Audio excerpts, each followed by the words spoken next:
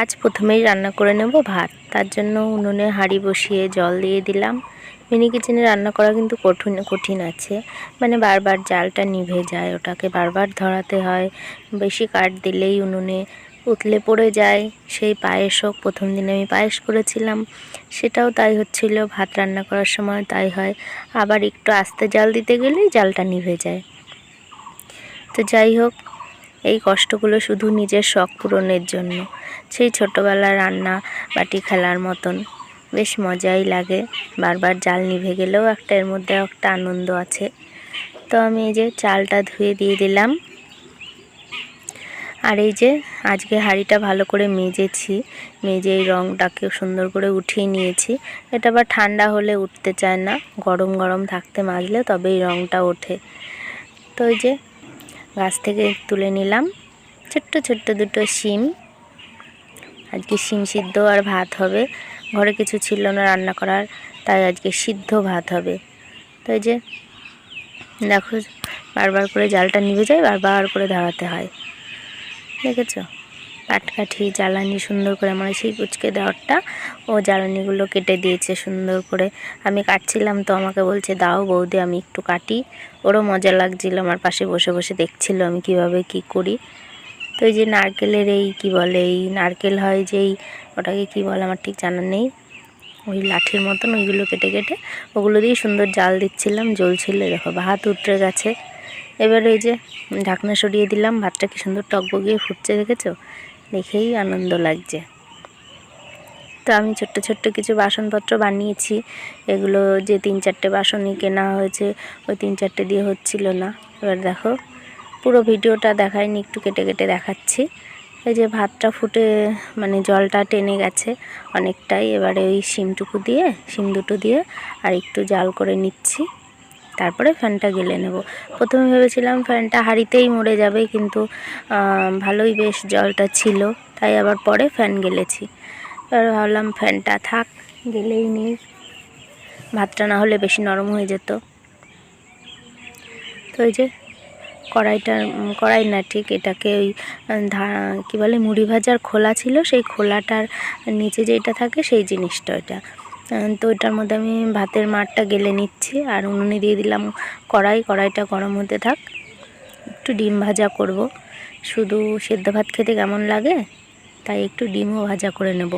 আর এই যে কড়াইটা বসিয়েছি, তার মেন কারণ কড়াইটা গরম হলে মেজে কড়াইয়ের চারি সাইডে যে লাল বর্ডারটা রয়েছে রঙটা, এটাও মেজে তুলে নেব।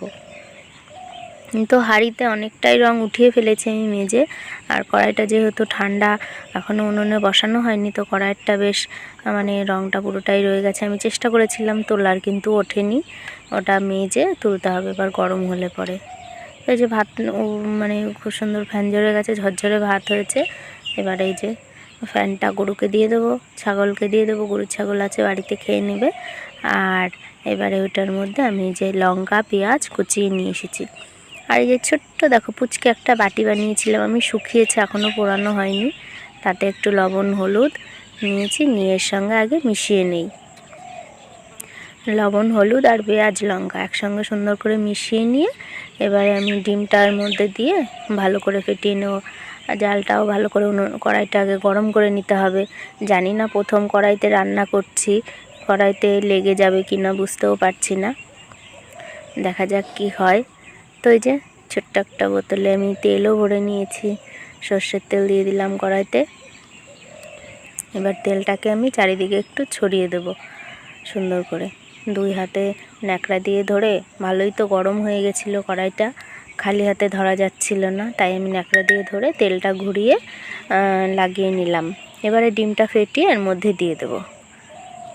ও কি সুন্দর ফুলের মতন হয়ে যাচ্ছে, দেখো হেব্বি লাগছে কিন্তু দেখতে। তো এবারে সুন্দর করে জাল দেওয়ার পালা। দেখি ওঠে কি না, নাকি তলায় আবার লেগে টেগে যায়। আমার খুব টেনশন হচ্ছিল যে লেগে না যায় কড়াইতে, তাহলে আবার তুলবো কি করে। এই যে এবার একটু জাল করে নিই, সুন্দর করে জাল দিয়ে দেখা যাক কি হয়। এই যে আর একটু ঘুরিয়ে টুরিয়ে নিচ্ছি, যেহেতু কড়াইটা খুবই ছোট। লাগেনি, দেখেছো কি সুন্দর, একটুও লাগেনি কড়াইতে। আমি বেশ কি সুন্দর করে উল্টে নিলাম। আমি তো ভাবতেই পারিনি এত সুন্দর করে উল্টাতে পারবো। এটা আমার খুব টেনশন হচ্ছিলো কী করে উল্টাবো।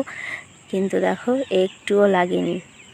ছোট হলে কি হবে, জিনিসটা কিন্তু খুব সুন্দর, খুব ভালো আর কি কোয়ালিটির। তো খুব সুন্দর করে উল্টে গেল মাটির জিনিস। আমি এর আগে কখনো রান্না করিনি, তো ভাবছিলাম, ভয় পাচ্ছিলাম লেগে যায় কি না। লেগেও যায়নি, পুরো একদম মানে ফুলে একটা বলের মতন হয়ে গেছে। কড়াইটা দেখো ভর্তি হয়ে গেছে।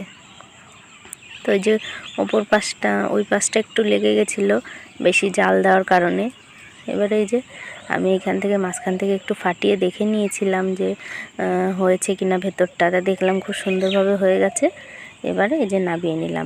এবারে উনুনের ওপরে ভাতের হাঁড়িটা একটু বসিয়ে রাখবো, যাতে ভাতের তলাটা একটু যদি ভেজা ভেজা থাকে হাঁড়ির তলার ভাতগুলো, ওগুলো ভালোভাবে শাঁকা হয়ে যায়। তো এই যে ভাত আর ডিম ভাজা আমাদের রেডি। দেখাবে পরের ভিডিওতে। টাটা, ভালো থেকো সবাই।